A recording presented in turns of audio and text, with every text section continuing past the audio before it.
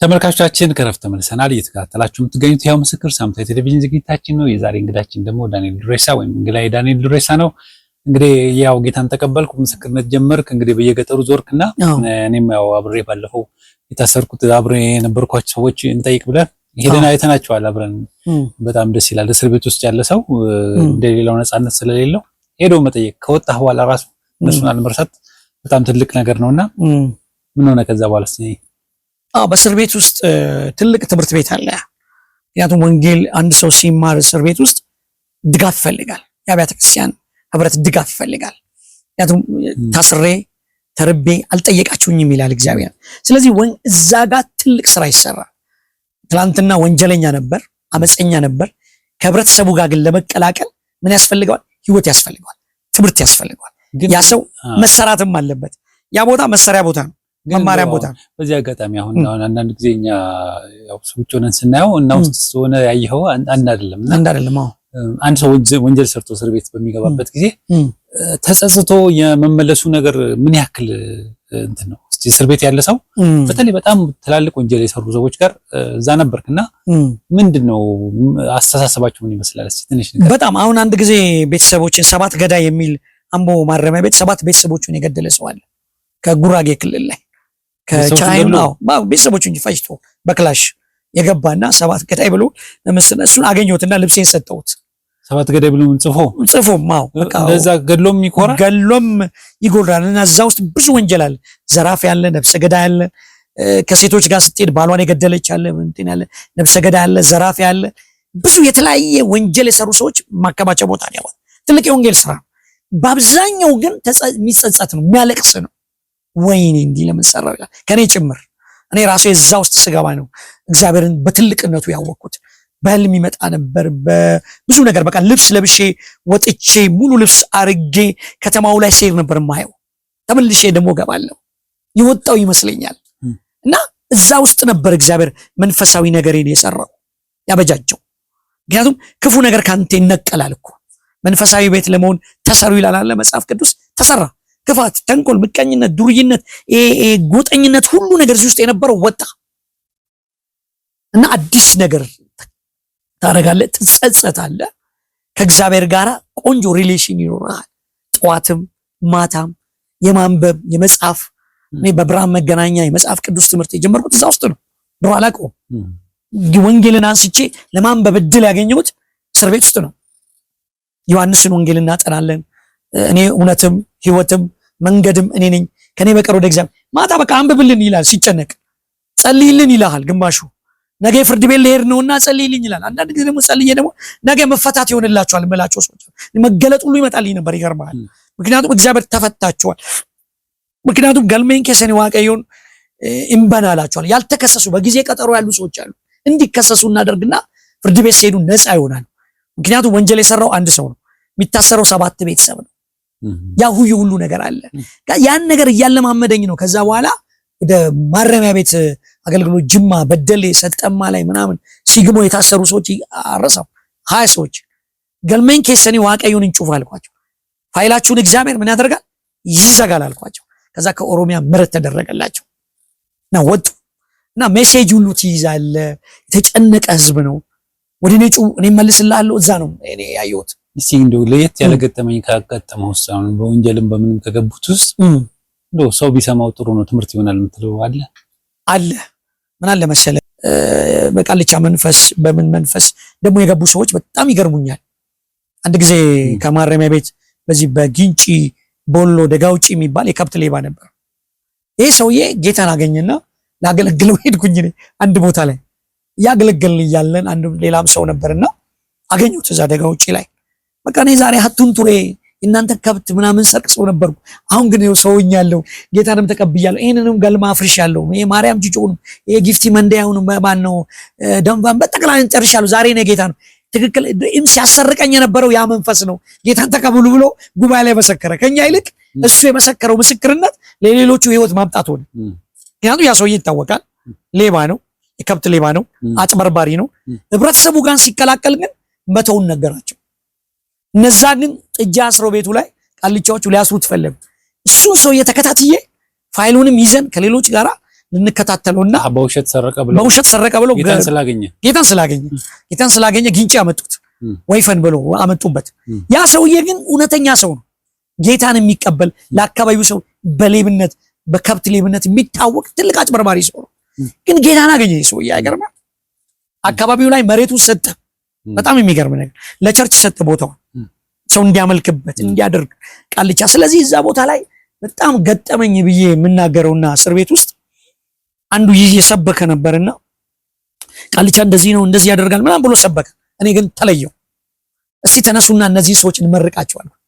አረርሶ ሲብሎ ጣፋ ምናምን እያልኩ እኔ መመረቅ ጀመርኩ። ይገርማል፣ ስለማውቃቸው የአባቴንም ዘሮች ስለሆኑ አባዬ ከሚባል ዘር ነው ፋዘር ዛምቦ አካባቢ ያለውና አባዬ 5 ነው።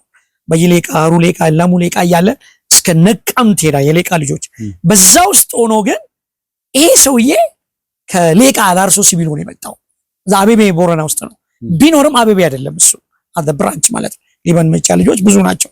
ሂስቶሪካሊ እሱን ለማውራት ፈጸመ። ወንጌል ተቀበል እንዲሁን ምናምን ብሎ መመስከሩ እንዳለ ሆኖ መናገሩም እንዳለ ሆኖ ግን ካልቸርን ባህልን በተመለከተ ጉዳይ ያንን ልንጠቀምበት ይገባል፣ ልናገለግልበት ይገባል፣ ልናገረው ይገባል። ስለዚህ ይሄ ትልቁን የካልቸሩን ይዘ ስትነግረው ሰው ይገባዋል፣ ያውቃል። በቃ የእግዚአብሔርን ነገር እየገባው ካልቸሩን ስታከብርለት ምን ስታከብርለት በጣም ይገባኛል። እኔ ወላይታ አንድ ጊዜ ሶዶ ልናገለግል ሄድንና ቡና የቁጤ ቡና ነው ያለው። ይሄ ቡና ኖርማል ቡና አይቀርብልን፣ ጀንፈል ቡና ወይ የቅጠል ቡና ነው የሚያቀርቡልን። እና አዲስ አበባ ልጆች ናቸው። እየጠጣን እያለን ቱ ሲል አንዱ ፓስተርም ቱቱ አለ። እነሱ ግን አዩኝና ታንቺው ብዬ ተቀብዬ አመስግኜ ጠጣሁ። አንደኛ አያውቁትም ልጆቹ ያመጋገባል ባህላቸውን አመጋገባቸውን ልናከብርላቸው ይገባል። አኝዋክ ብሔር ስትሄድ ተንበርክካ ነው የምታቀርበው። ጎንፎ አኝዋክ ኒዌር አለ፣ መዠንግር አለ፣ ኢታንግ አለ። አኝዋክን ተነስተህ አትብለው ኒዌር አለ። 5ቱ እነዚህ የጋምቤላ ብሔሮች በአኝዋክኛና በኒዌርኛ የቱ ነው ብለህ ትጠይቀዋለህ። ስታገለግል ጎሳው ላይ ብሔሩ ላይ ቱለማየት ጋር ነበረ፣ ሜጫየት ጋር ነው፣ አመያት ጋር ነው፣ ወሊሶ የት ነው፣ ጊንዶ እንዲህ እያለን ነው ወንጌል መስራት መቻል ያለብን። ምክንያቱም ካልቸር ላይ አሁን መንግስት ተቀብሎ የአገር ወይም ደግሞ የአካባቢ ፍርድ ቤት ፈጥሯል። ያ ትልቅ ሰላምን እያመጣ ነው። በአካባቢው ህዝብ ይመራል፣ በንጉሱ ይመራል፣ በጎሳው ከፍርድ ቤት ይልቅ ታች ያለው ብዙ የበቀደም ሰሞኑን የደቡብ ሰመና ነበር ብዙ እርቅ ያደረገው በደቡብ ካሻ ወደ መቻ አካባቢ ወደ ማሻ ውስጥ እርቅ ያደርጋሉ። ወደ 500 ሰው በላይ አስታርቀናል አለ። እንዴት ደስ አለኝ መሰለ። ፍርድ ቤት አልፈታውን እዛ ይፈተዋል። ምክንያቱም ለዛ ለባህሉና ለካርቸሉ ሰው ምንድነው ተገዢ ነው።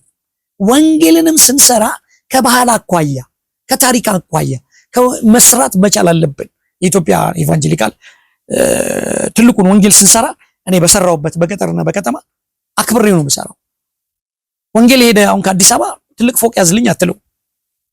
እትል ይራጭ ሲልሃል ማለት ቁርበት አለ፣ እዛ አለ፣ እሳት አለ። እሱን መስለ ነው ቁጭ የምትለው ሌሊቱ ሙሉ። እሳት ትሞቃለህ፣ እሱን ትመስላለህ፣ ቆሎ ያመጣልሃል። ከዛ በኋላ የሚጠጣውን ነገርም ይሰጣሃል።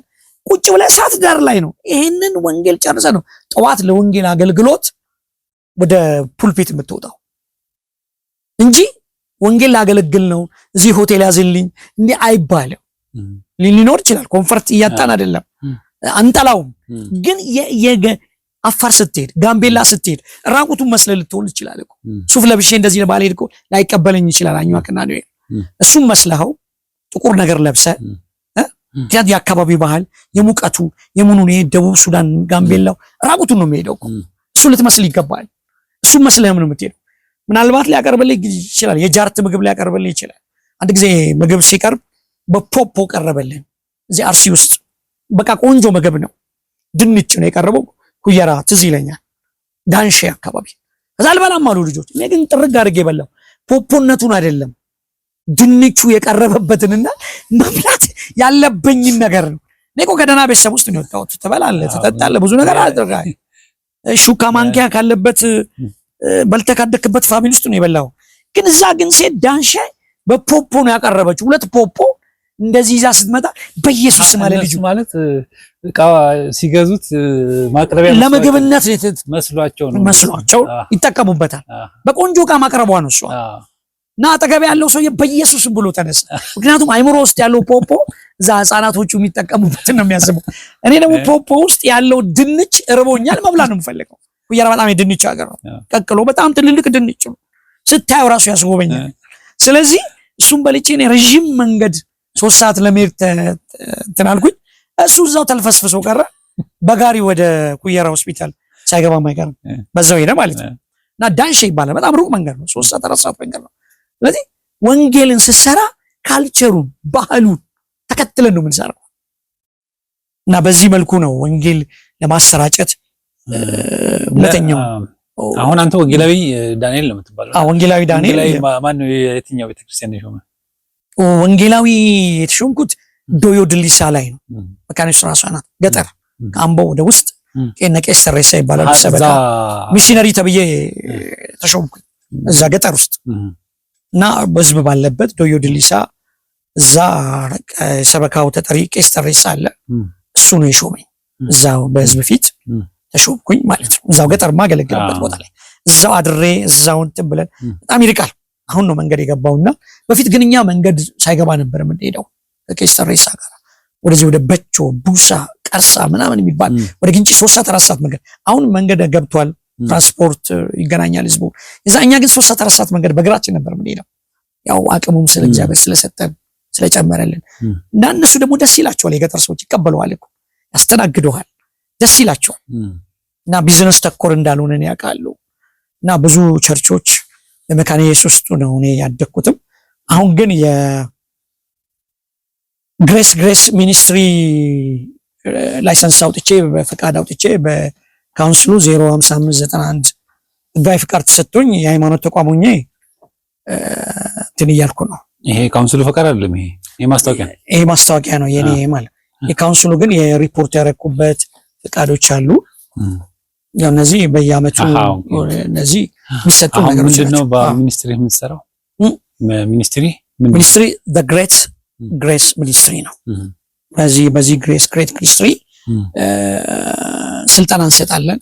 ሰዎችን ደቀ መዛሙርት ትምህርት እናስተምራለን፣ እናስታጥቃለን። የኃይል አገልግሎት ነው ብዙ ጊዜ የኔ አገልግሎት። የኃይል አገልግሎት ማለት ሰዎች ከቃልቻ ከደብተራ ከተለያየ ማነቆ ስርዓት ወጥተው ወደ አገልግሎት እንዲገቡ የእግዚአብሔር አገልጋይ እንዲሆኑ ካህናቶች እንዲሆኑ ማድረግ ነው።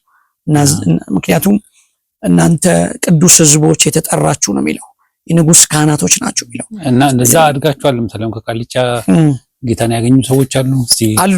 በጣም የሚገርመው ነገር ከቃልቻ ከዚህ ከዶዮ ድሊሳ ከወዴሳ በዚህ በግንጪ መስመር ላይ በጅፋጂ ወርቃ ጋላ ምናምን የሚባሉ ቦታዎች ይልፈታ ያ ሁሉ ህዝብ ከቃልቻ ውስጥ የነበረ ህዝብ ነው። እኔም ከሌሎቹ ቲሞች ጋር የጊዜውንም ነገር ቄስ ተሬሳ በጣም ዋጋ የከፈለ ሰው ነው። በዛ ውስጥ እያለፈ ያገለግላል። እዚህ ከጌታን ካገኙት ቃልቻዎች ውስጥ ምረዳው የነገርኩ የከብት ሌባዊ የነገርኩ ግንጪ ላይ ገደጋ ውጪ ላይ ገልማውን አፍርሶ ነው። ገልማ ማለት የሚያመልክበት ጎጆ ውስጥ እሱ ራሱ ቃልቻ ነበረበት። እዛ አውጥተንለት ነው። ሌባም ሆኖ ቃልቻም ሆኖ ሌባም ሆኖ ቃልቻው መንፈሱ እኮ ያስተርቃል። የከብት ዝም ብሎ ሲሰርቁ እኮ ደግሞ እነሱ ከብት ዝም ብሎ አይሰርቁም። በኮቴ በፕላን ከዚህ ከወሊሶ ከአምቦ ከሰረቁ ወሊሶ እንዴት እንደሚያሻግሩ በፕላን ነው የሚሰርቁት። ይሄ ዝም ብሎ መስረቅ አይደለም። አላቸው ራሶቼ ናቸው፣ የተካኑ ናቸው፣ ያላቸውም ናቸው። የሚገርም ነገር ግን እነዚህ ሰዎች በአብዛኛው ወደ ጌታ መጡ። ቤተሰቦቻችን፣ ዘመዶቻችን ይሄ ዝም ብሎ የከብት ሲሰርቁ የሰው ከብት ሲያጭበረብሩ የነበሩ ሰዎች ወደ ጌታ የመጡ ዘመዶቻችን ሁሉ አሉ። የኛ ቤተሰቦች ህይወታቸው ተለውጦ ከዛ ከሌብነት ጎዳና ወጥተው ወደ ወንጌል የመጡ አሁን እዛ ጎሮምቲ ላይ የተለያየ ስፍራ ላይ በህብረተሰቡ የተወገዙ ከድር የተባረሩ ሁሉ ጌታን አግኝተዋል። ሰው ሆኖ ቤተሰብ ይዘው ትዳር ይዘው ህይወታቸው ተለውጠው ተቀላቅለው ይኖራሉ። እና እንደዛ አይነት አካሄድ ነበር የምንሄደው። ስለዚህ ብዙዎቹ በጨለማ ሄደ ህዝብ ብርሃን ወጣለት አይነት ነገር ነው። በጨለማ የሚጓዝ በጨለማ የሚመላለስ ህዝብ ነው፣ ግን ብርሃን ወጣለት። በጣም ጥሩ። እንግዲህ መጨረሻ ምናልባት ቀረ የምትለው ከታሪክ ውስጥ ሳልመሰክር ይሄን ያገጠመኝም ሊሆን ይችላል፣ በህይወት ውስጥ ጌታ ያደረገው ታላቅ ነገርም ሊሆን ይችላል። አንድ ታሪክ ንገርና በዛን ጨርስ። በህይወቴ ወንጌል ተልኮ ቀረ ብዬ የምናገረው በዚህ በሙከጡሪ ላይ ከኋላ መጥቶ እየሰበኩ ያለው በድንጋይ መታኝ። ትንፋሼ ጸጥ አለ። ሙከጡሪ ላይ ጡሪ የምትባል ቦታ ላይ በቃ ፌንት ሆንኩኝ። ከዛ በኋላ ሰዎች አሉ ምን አሉ፣ የሆነ ሰው ግን ራራልኝና አውቀዋለሁ ዘሮችንም ሲጠራ ነበረ ብሎ ወደዛ ፈቀቅ አድርገው ቁጭ አረጉኝና ወተት ሰጡኝ። የሆነ ቤት ውስጥ አቅብተው ወስደው እነዛ የደበደቡኝ ሄዱ። ፖሊስም ሊይዛቸው አይችልም። እኔም ተደብድቤያለሁ። እነሱን ልከታተል አልችልም። በቃ እግዚአብሔር ይቅር ይበላቸው አልኩና እኔም ሄድኩኝ። ከእንደገና ግን ያ ወንጌል ስሰብክ ስለነበረ አላቆምኩም። ከእንደገና ጀመርኩ። ድንጋይ ላይ ቆሜ ወንጌልን መስበክ ኮታ ጎፍታን ፈይሳዳ ጅሬኛ በረበራን እናርገጡ የእግዚአብሔር መንገድ ይሄ ነው፣ ይሄን መንገድ ተከተሉ፣ ዋቀዩን ሬነ ማንበርባዱ ሰንጋነ ማንበርባዱ። እግዚአብሔር ምንም ነገር አይፈልግም፣ የእናንተን ልብ ነው የሚፈልገው። የህይወት ለውጥ አድርጉ እያልኩ መስበክ ጀመርኩ ከሌሎቹ ጋር።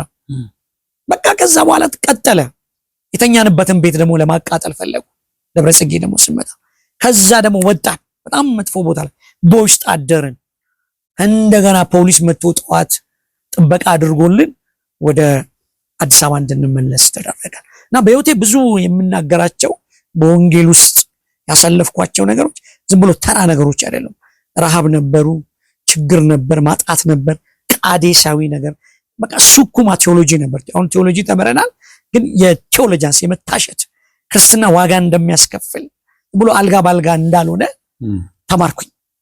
ወንጌል በቃ ዋጋ ያስከፍልልሃል። ምክንያቱም ክርስቶስ ኢየሱስ ራሱ በምድረ በዳ ቆይቶ ነው የተገለጠው። ዋጋ ከፍሏል በደረቅ እንጨት ላይ በመስቀል ላይ። ስለዚህ ኢየሱስ ክርስቶስ እንኳን ግራና ቀኝ የተሰቀሉት ወንበዴዎች ምን አሉ? ራስንም እኛንም አድን አለው አንድ ወንበዴ። አንደኛው ግን ደስ የሚለው ነገር የኔ አይነት ወንበዴ በለው ምሕረት የተደረገለት ይሄ እኮ ካህን ነው አለው። ሃሌሉያ! ለኔና እንደኔና እንዳንተ ወንጀል ሰርቶ አይደለም እዚህ በመደረቅ እንጨት መስቀል ላይ የተሰቀለው። ጻድቅ ነው፣ ቅዱስ ነው፣ ምንም ወንጀል የለበትም። እኔ እናንተ ግን ወንጀለኛ ነው። ትንሽ አታፍርም ነው ማለት ነው። ስለዚህ ይሄንን ተቀበለው ነው ያለው። ኢየሱስም ግን ደስ የሚለው ነገር መልስ መለሰለት። ሰምቶ ዝም አላለው። ስላደነቀውም አይደለም፣ በእውነት ስለገባው። የትኛውም አባል አይደለም እኮ ያ መስቀል ላይ የተሰቀለው ወንበዴ እኮ የትኛውም የቤተ እምነት አባል አይደለም። ግን ጌታ ገባው። ጌታ እኮ መገለጥ ነው። ተገለጠለት፣ በራለት። ኢየሱስ ክርስቶስ በኃይል በጽድቅ ሲበራለት ይሄ ካህን ነው አለ። በቃ ሃሌሉያ! ይሄ ቅዱስ ነው አለ። ይሄ ኃያል ነው አለ። እውነት እውነት እልሃለሁ ዛሬ በመንግስቴ አስብሃለሁ አለ። ሃሌሉያ! አየህ፣ ወደ መንግስቱ እንኳን ለመታሰብ ማወቅ ነው፣ መረዳት ነው የምትጠይቀው እግዚአብሔርን። ኢየሱስ ጌታ ነው። ያ ግን እኮ አሽፏል። ሃይማኖተኛም ሊሆን ይችላል። በዚህ ወጣ በዚህ ገባ የሚል የራሱ የሆነ ሃይማኖታዊ ስርዓትና ተቋም አለው። ይሄ ግን አመነ፣ በቃ ንስሐ ገባ። ሰውም ዛሬ እኔም ልናገር የምፈልገው በንስሐ ወደ ጌታ መምጣት ነው ያለበት። ማንም ጻድቅ የለም። ከእናቶቻችን ወድ እንኳን ስንወለድ በደም ተለውሰን ሳለን በህይወት ኑር ብሎ ፍቃድ ሰጠን እንጂ የትኛው ጽድቃችን፣ የትኛው ወደ ክራይስት ሊያመጣ የሚችለው የሃይማኖት ተቋማችን፣ የትኛው ዘራችን፣ የትኛው ማንነታችን ነው ወደ ክርስቶስ የሚያስገባል? ለዚህ ነው ኢየሱስ ክርስቶስን ያልገባቸው ያላወቁት። ምክንያቱም የገዛ ወገኖቹ ናቸው የሰቀሉት። ወንበዴው ባርባን ይፈታ ክርስቶስ ይሰቀለው ካሉት ጲላጦስ ተው ከዚህ ሰው ደም ውጪ ነኝ፣ ይሄ ሰው ኃጢአት የለበትም ሲላቸው ይሰቀላሉ።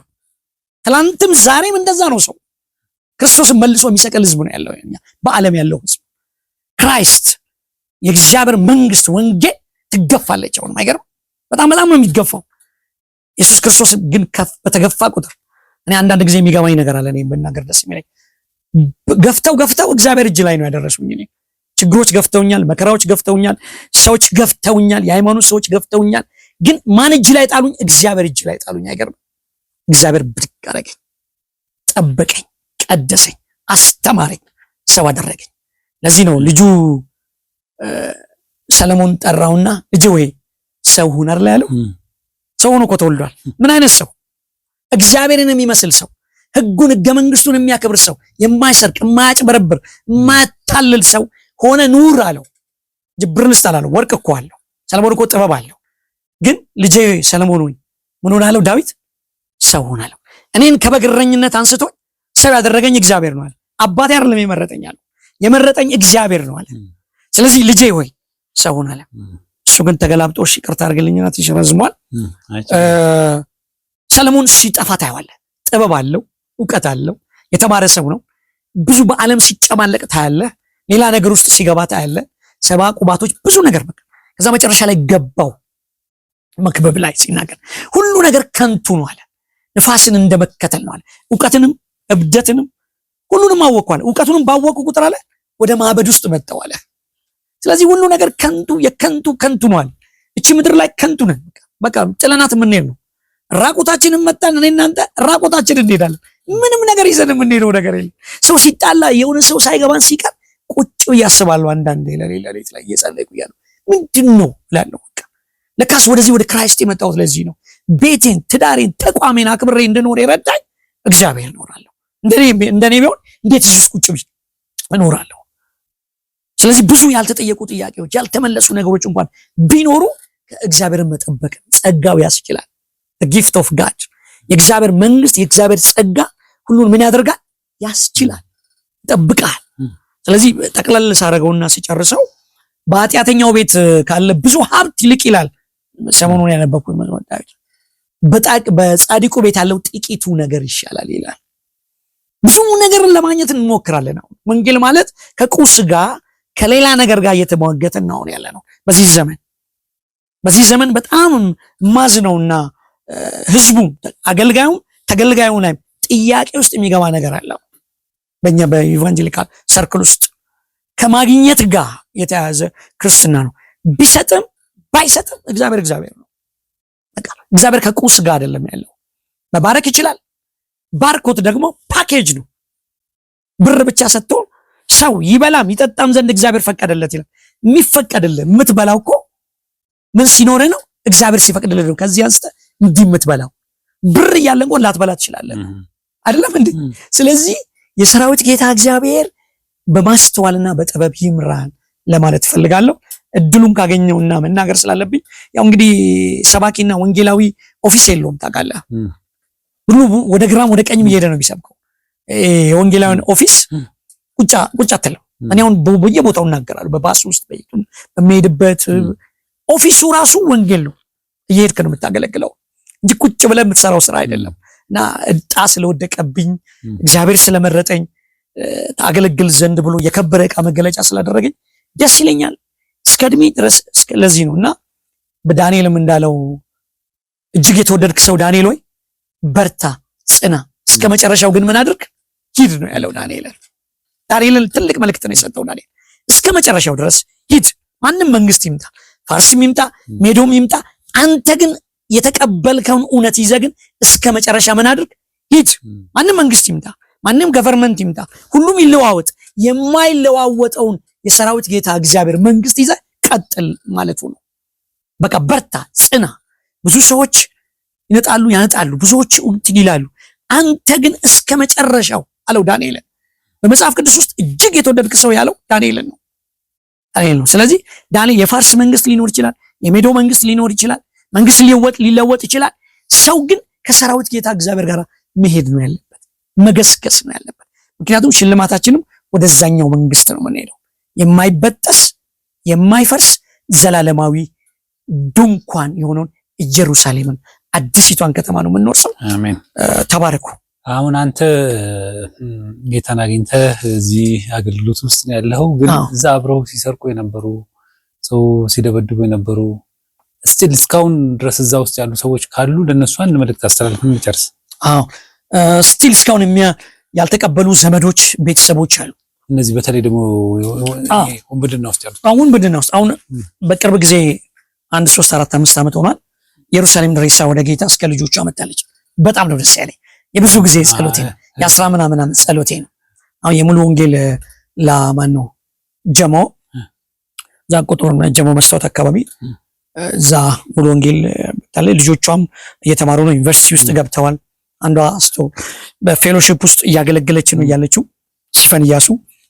በጣም ደስ የሚለኝ በጣም እሷም ትልቅ የጸሎት ሰው ሆናለችና ስንገናኝ በቤተሰብ መካከል አሁን እነሱ ቤተሰቦች ናቸው። በተለይ ነው ምንድነው ብዙ ጊዜ አሁን ይሄ ዱርዬ ሆኑ እኛን ጌታን አይፈልገንም ብለው ያስባሉ። አዎ አንዱ ያንተ ምስክርነት ጌታ ሁሉንም ነፃ እንደሚያወጣ ነው። ግን እስካሁን ያልወጡ ካሉ ካንተ ጋር ድሮ እዛ አዎ ብዙዎቹ አሁን እንደዚህ ራሱ ሰብክ ወደዚህ የመጣውበት አንዱ ትልቁ ነገር ይሄ ነው። የሚያውቁኛሉ ትላንት የኛ ጓደኛ ነው ልክ ነው ዳንኤል ጠጪ ነበር ብለው እስካሁን የሚያውቁኛሉ የመጡ አሉ እና የህይወት ምስክርነትን የሚፈልጉ ሰዎች አሉ። ትላንት አብሬያቸው ስቅም የነበረው ሳጨስ ነበር ስጠጣ የነበረው ብዙዎች አሉ። አምቦ ላይ ወሊሶ ላይ እንደነገርኩ አባቴ በየክፍለ ሀገሩ ሲዞር ስለነበር ግንጪ ላይ የተለያየ ከተማዎች ላይ የሚያውቁኝ ሰዎች አሉ። እኔ በድሩጅነቴ በጠጪነቴ በቃሚነቴ የሚያውቁኝ ብዙዎች አሉ። ለነሱም ጭምር ሚዲያ ላይ እንዲስወጣ በአራቱ ማዕዘናት ላይ እንዲሰሙት ነው። ውጭ ሀገር ድረስ የሚደውሉ እውነት ጌታን ተቀበልክ እንዲህ አለችኝ አንዷ ሴት ልጅ። ድሮ ደፍተርን ወስደህብኝ አለችኝ። አወቀመዋት ሃይስኩል ስትሄድ እንድትመጣ ስለምፈልግ ማለት ያው መላከፍም ስለነበር እና ጌታን አንተን ያገኘውን ነገር እግዚአብሔር ይመስገን አለችኝ።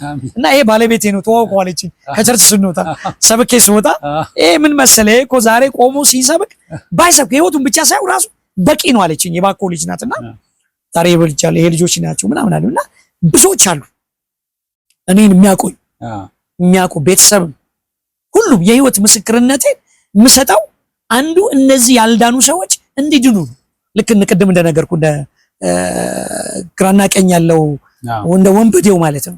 ድሮ ጠጅ ቤት ስንጠጣ እኔ መሰክራለሁና ቄሱ ገባ አጋጣሚ ድበኩሉ የሚባል ጉተኔ ጠጅ ቤት ውስጥ እና ብዙ ድርዮች አሉ አሁንም እዛ አሉና ሲጠጡ ሊያሳልመኝ ሲፈልግ ኖ ድበኩሉ አልኩት። የድርዮው መስቀል አታሳልመኝ እኔ አልኩት።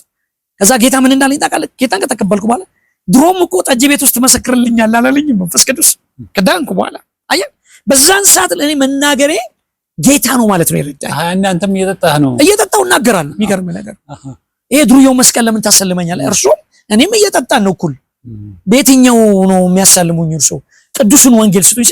ሰው ሁሉ እዛ የሚጠጫው ጉተነ ቤት ውስጥ ሁሉ ተንጫጫ ሰው ልክ ነው እንዳትነካው ምናምን ዘመን መፈንከት ነው ማጥፋት ነው ይላል። መናፍ ሲል ኖ ትክክል ነው የሚያወራው ይላሉ። ደግሞ ቄሱ ራሱ ምን እንዳሉ ታውቃለህ? መድኃኒዓለም እንደሰበከው እንዳትነኩት አሉ። እና ምንድነው ለነገለ የመሰከርኩት ህይወት አሁንም ራሱ ሩዮቹ ከኔ ጋር ሻይ መጠጣት የሚፈልጉ አሉ። እኔን ሲያገኙ ደስ የሚላቸው ሰዎች አሉ።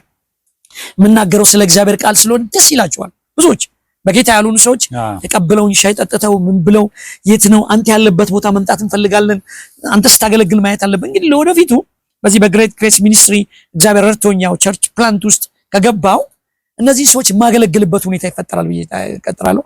እኔም ኢንቫይት አደርጋቸዋለሁ፣ እጋብዛቸዋለሁ ወደዚህ ወደ ታላቅ ጌታ እኔን ሰው ወዳደረገኝ አምላክ ህይወቴን ነገሬን ወደ ቀየረልኝ አምላክ ያኔ የተበጫጨቀውን ጨርቅ አለ አይደለ እሱን አውጥቶ አዲሱን ልብስ መልበስ አለባቸው።